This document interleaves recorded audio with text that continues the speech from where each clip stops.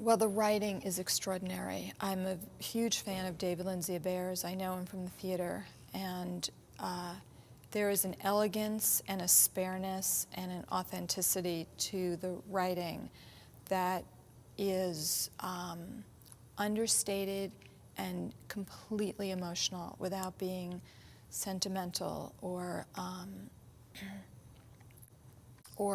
obvious. I recognized in the spareness that it was the kind of material that would definitely attract actors who love subtext, who love to fill words with a depth of emotion that they can bring to it. And it was one of the most finished scripts. I think we went through 3 more drafts between, but tiny changes to production. They'd done a beautiful job adapting and developing, Nicole and Per and David, the material.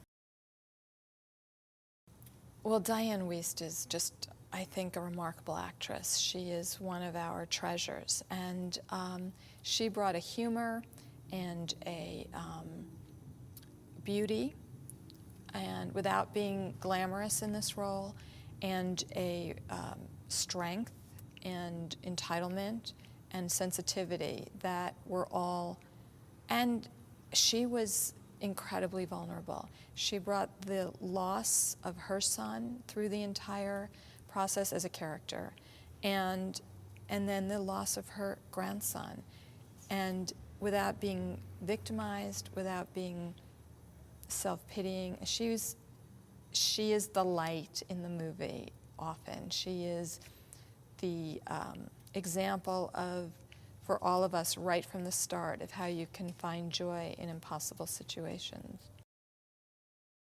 Jason is played by Miles Teller, and a beautiful, revelatory performance, we think, because it's his first feature and he's really captured people's imaginations.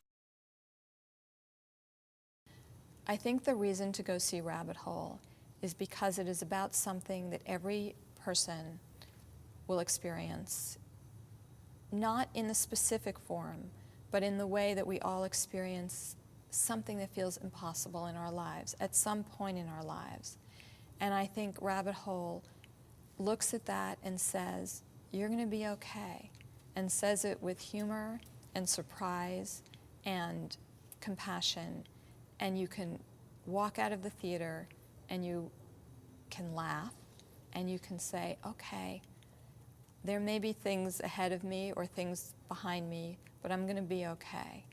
And it's really cathartic and hopeful in that way. And it's very funny. So I think that it's a gift. It was a gift for me to work on it. It's a privilege for me to have helped bring it out into the world. And I think we all struggle with a question of how do we endure the unendurable. And this gives us a moment where we say, okay, this is possible.